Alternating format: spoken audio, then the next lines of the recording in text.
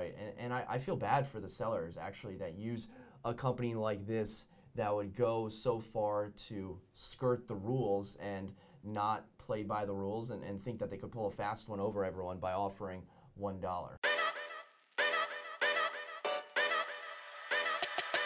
Yo!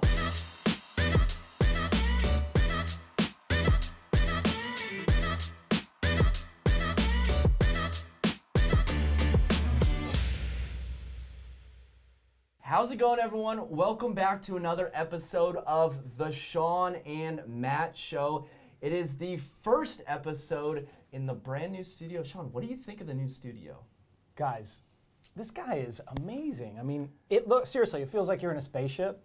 All the huge lights, the soundproofing, the blackout blinds.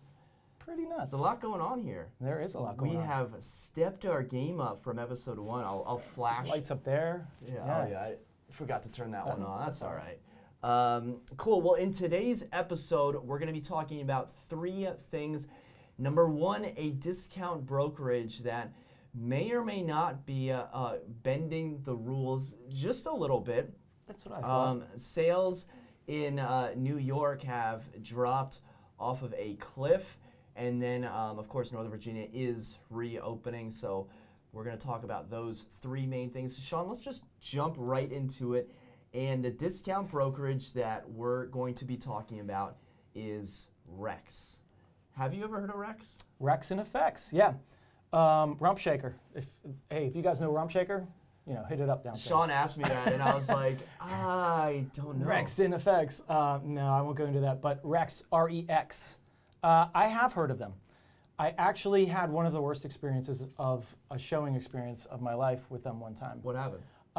Give us the short story. So the short story is I tried to make an appointment to show the property, and I called multiple times to try to get a live body, and it went to an 800 number somewhere up in Philly or something. And no one ever answered. I was trying so hard to get an appointment over and over again, and I never ended up showing the property because it was such a pain in the butt to show it. It should not be difficult to show a home. And they made it extremely difficult. That was the only one that I've seen really on the MLS that, and that was probably right when they started out. It was a few months ago. It was probably 6 months ago. Briefly explain what Rex is and why a seller would want to use them. So Rex is a discount brokerage that honestly does not, they try to find the buyer for you. Instead of listing on the MLS, they use their algorithms and they use their technology to try to find the buyer for your property without ever listing on the MLS. I think we all do that, don't we? As real estate agents, we use our algorithms, we use Facebook algorithms in our advertising to try to find buyers for our properties.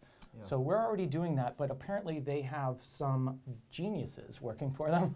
They have proprietary algorithms. They have proprietary algorithms and, as they say, geniuses that have come up with these algorithms to find the correct buyer for your property. So, they're the bottom barrel, we offer the cheapest amount, whatever. The reason we're talking about them today is because a recent issue popped up on a Facebook forum. I'm not sure if you heard about this or not, but basically an agent reached out to a realtor forum and said, hey, there is a brokerage, they didn't name the brokerage, everyone knows who they're talking about, that has a property listed. Now, what Shawn said earlier is that Rex doesn't use the MLS. That's true.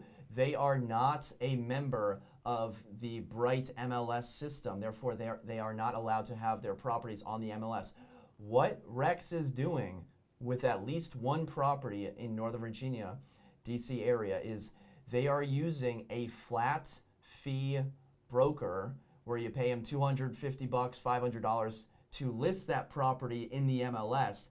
And then in the private remarks, it says, call Rex in order to show the property. So in essence, they are avoiding any sort of administration costs, any sort of fees. They're not a member of the MLS system, and since they're not a member, they don't have to pay those costs, but then they're using the service through another brokerage. Isn't that the definition of a pocket listing right there? You can only show the property through their agencies. They're breaking every rule that Association of Realtors is co-brokerages like exist. Like there can be a property listed by Compass and fill in the blank and Century 21.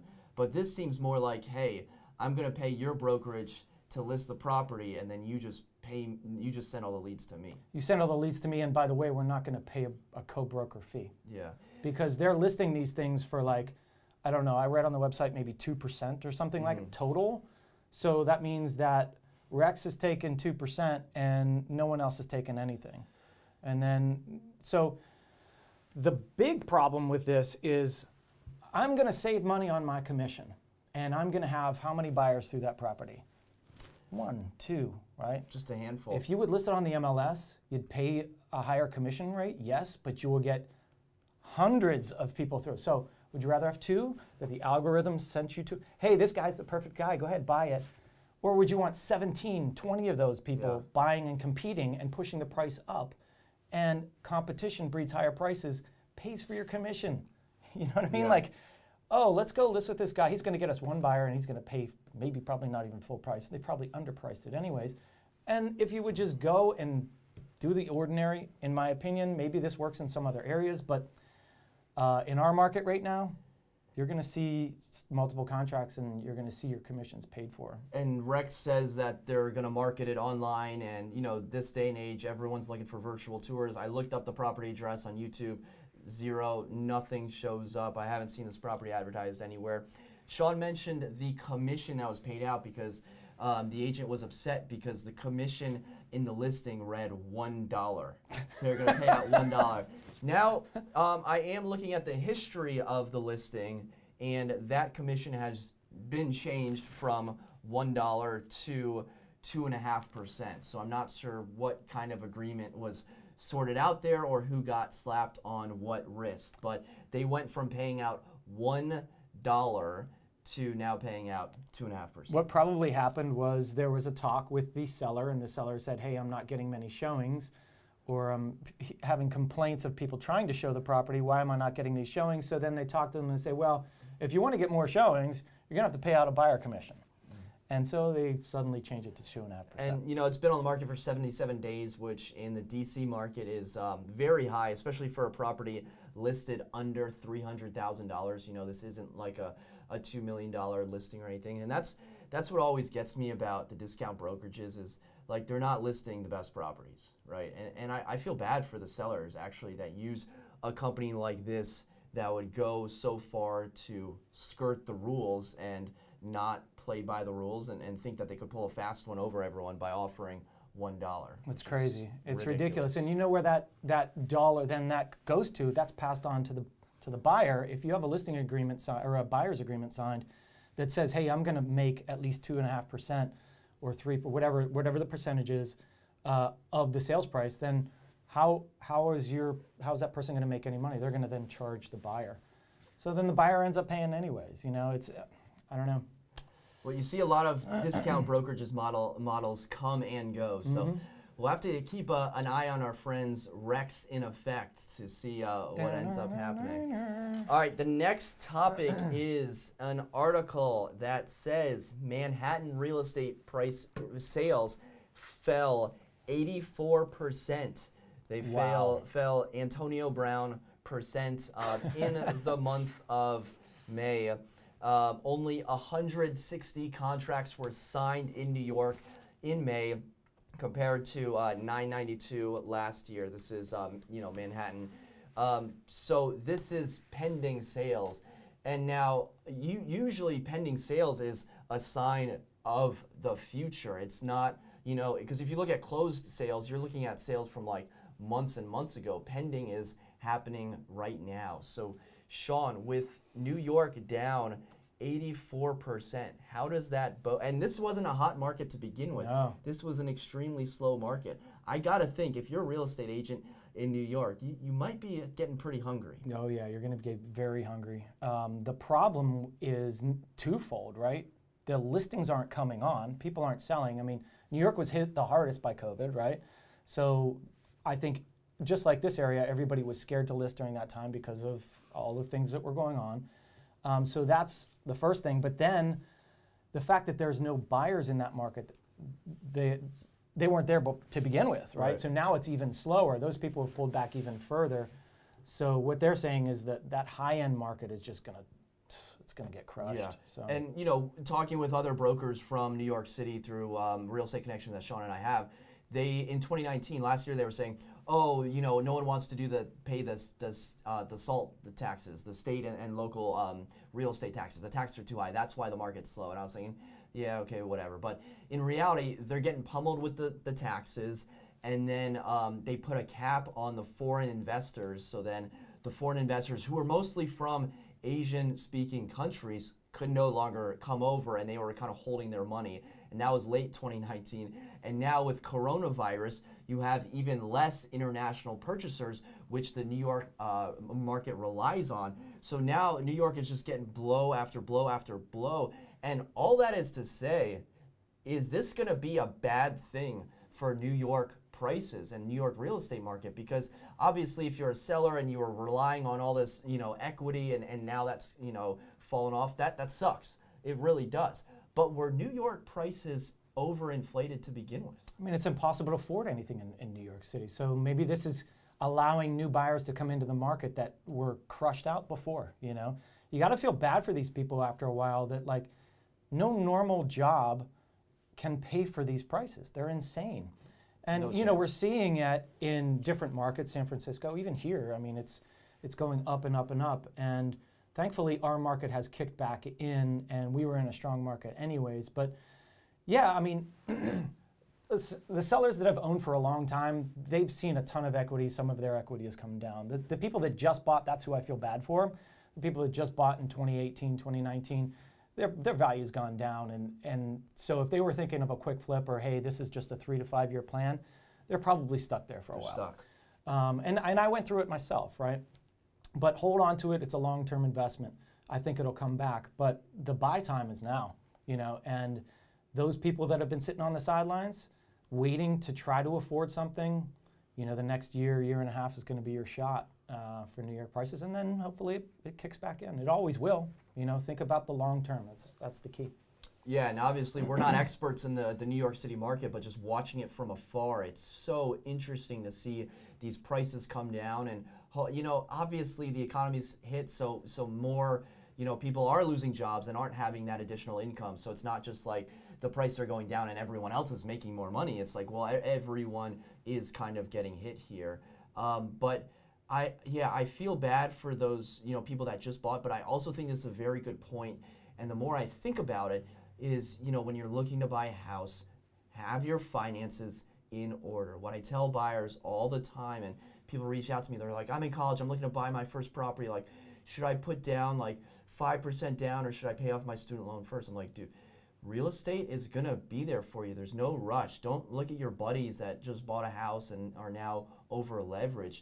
When I'm talking with a buyer, we strongly need to consider putting down 20% or more on a property for circumstances exactly like this. If you're putting down 0, 3, 5%, there are many programs out there that can help you, but I really hope that you do have a reserve fund in place for times exactly like these. Yeah, one thing I'll say about that, maybe I'll go a little slightly contradicting that, but sometimes when you wait too long, you find that yourself kind of backpedaling and you wish you would have bought. If I would have just put 10 or 15% down, my equity has gone up.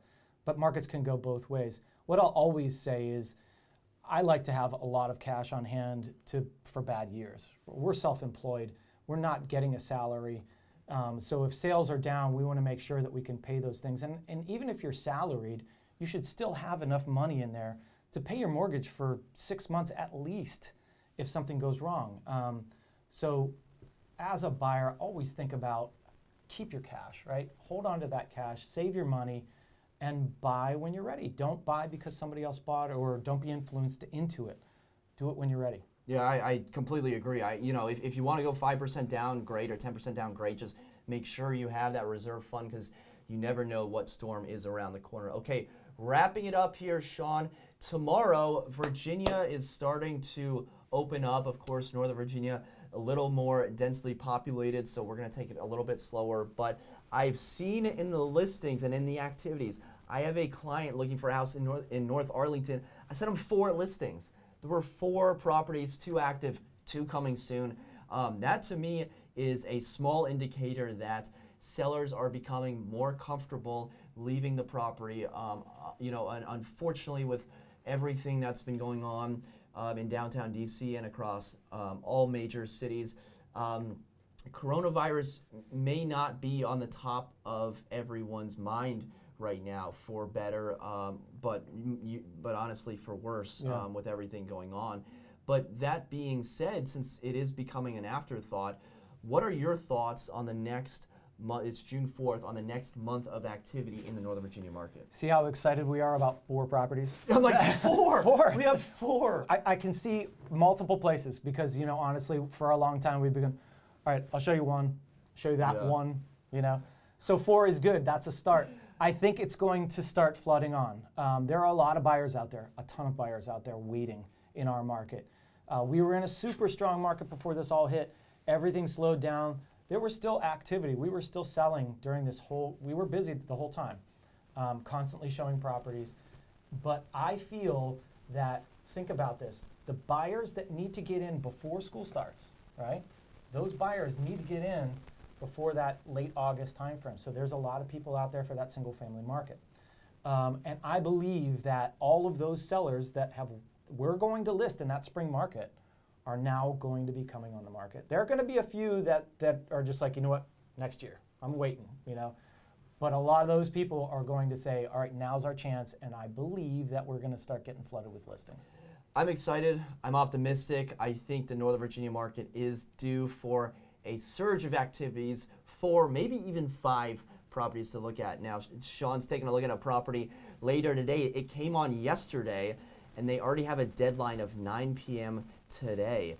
I mean, to me, that tells me that the buyer has the upper hand and the seller is desperate, because how desperate do you have to be to take a property off the market in 24 hours? Now, if you had a number in mind and you said, great, we'll take it, sure. But, you know, you get a couple more people in there, you get higher offers, and you might get a better deal. Yeah, and we always encourage our buyers to try, right? Try early and take it off the market. And if that buyer knows the market and knows what's up and has been watching, then they go in strong, go in hard, and thinking that, hey, what's the number that I can get this off, and they're not even going to care. It's smart. It's smart as a buyer's side, but we all go through these reactions, right? Oh, should I take it? Should I not? What if I could? What if I couldn't? Oh, what if it doesn't come back? Are they going to be interested later? It's a psychological experiment every single time. In the long run, it's probably better to wait, but I've definitely been in circumstances when the waiting wasn't as good. You've been in a psychological experiment recently with the sale of your property. Absolutely. But imagine a scenario where you're spending, like 2 years ago, you were like, okay, I want to sell, like hypothetically. And then you're like slowly getting things ready. Then you list your property for sale, you get 1 offer, and you take it off the market in 18 hours. Like, you spent 2 years getting your property ready, and then 18 hours, and then you're bragging about getting a price. I mean, like, that's probably good, and you're probably happy, but like, are you leaving more money on the table? Yeah, I believe you always are, for the most part. Maybe just wait like 3 days, maybe. Yeah. Like before I can even schedule them. Maybe I'm just a bitter agent that has a buyer that's not going to be getting the contract. Exactly. But here's what happens, right? These buyers go through and get knocked down every time. So what they'll do is just say, all right, no contingencies. Let's go this amount above this asking price and just fly it out, right? Because they lost so many others, they're just going to go after it. And the seller might not be schooled on that. Yeah. So that's what happens. I'm thinking if this property is listed at $585, which I think it is, I'm thinking they went to $600, no contingencies. Which is probably overpaying.